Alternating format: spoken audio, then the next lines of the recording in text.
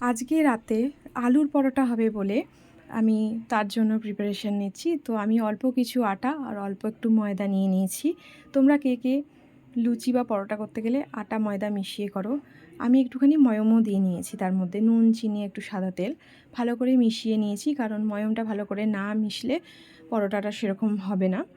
তো আমার বাপের বাড়ি শ্বশুরবাড়িতে দু জায়গায় পরোটা বলো বা লুচি বলো করতে গেলে ভালো করে ময়ম দিয়ে নিয়ে তারপরে করে। তো তাদের ইয়েটাকেই আমি ফলো করি। তো এই পরোটা করতে গেলে আটাটা বেশি নরম মাখা যাবে না, একটু শক্ত শক্ত করেই মাখবো।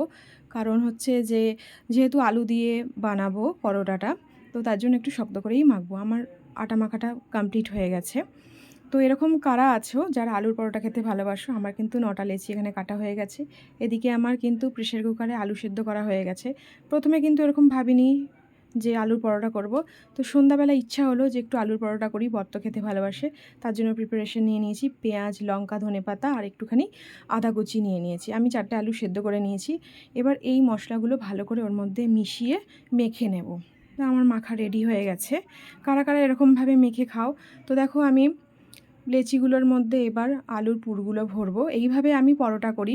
তবে অনেকে আছে একবারে মানে আটার সাথেই একবারে মেখে নেয় আলুগুলো। তো আমি এর মধ্যে জোয়ান দিইনি, অনেকে জোয়ানও দেয়, কারণ আমার শ্বশুরবাড়িতে আবার জোয়ান খাবে কি খাবে না আমি তো ঠিক জানি না। তো আমি এর আগে বাপের বাড়িতে খেয়েছি, আমার বাপের বাড়িতে পরোটা বানায়, কিন্তু শ্বশুরবাড়িতে এরকম আলুর পরোটাই প্রথমবার আমি বানাচ্ছি। জানি না তাদের কেমন লাগবে। তা শ্বশুর আমার এরকম খুব একটা পরোটা খেতে ভালোবাসে না, এমনি প্লেন পরোটাই খায়। তো আজকে বানাচ্ছি, দেখি সে খেয়ে কেমন বলে। তো আমার এখানে কিন্তু পুর ভরা সব কিছুই হয়ে গেছে। এবার বেলার পালা, বেলাও হয়ে গেছে। দেখো আমি প্রথমেই বলেছিলাম কালকে যে আমার কোনো প্রথম রুটি বেলি, লুচি বেলি, পরোটা বেলি গোল হয় না, তো তাই হয়েছে, গোল কিন্তু হয়নি। তো পরোটা করার জন্য আমি কিন্তু সব কটা এরকম পরোটার ইয়েগুলোকে হালকা করে সেঁকে নেব। তাহলে সেঁকে নিলে অল্প তেলে ভালো ভাজা হয়, কারণ সবসময় তো বেশি তেল খাওয়া ভালো না।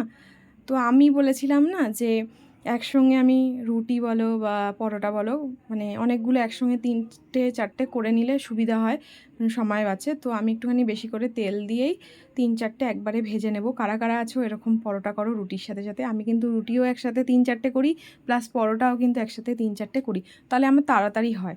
তবে আলুর পরোটা তো একটু নরম বলে একটুখানি সাবধানে করতে হয়, না হলে মাঝখান থেকে ফেটে ফেটে যাবে।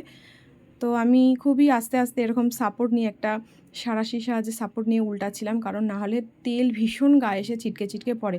এর আগে যে কতবার এরকম পরোটা করতে গিয়ে যে তেলের ছ্যাঁকা এসে গায়ে খেয়েছি আর দাগ হয়ে গেছে, তার জ্বালা এখনও সেই মানে মনে পড়লে ভুলি না। তো সেই স্পটগুলো এখনও রয়েছে। তো আমার কিন্তু এখানে আলুর পরোটা রেডি হয়ে গেছে। কারা কারা এরকম পরোটা খেতে ভালোবাসো তারা কিন্তু অবশ্যই চলে আসো। তো আলুর পরোটার সঙ্গে অবশ্যই কিন্তু আলুর দম যায়। তো আমার তো সকালবেলা এরকম কিছু মাথায় আসেনি যে আলুর পরোটা করব। সকালবেলা আমি কাবলি ছোলা ভিজিয়েছিলাম, কাবলি ছোলার ঘুগনি করেছিলাম। তো এটা দিয়ে এখন সার্ভ হবে। তো চলো এখনের মতন টাটা, গুড নাইট।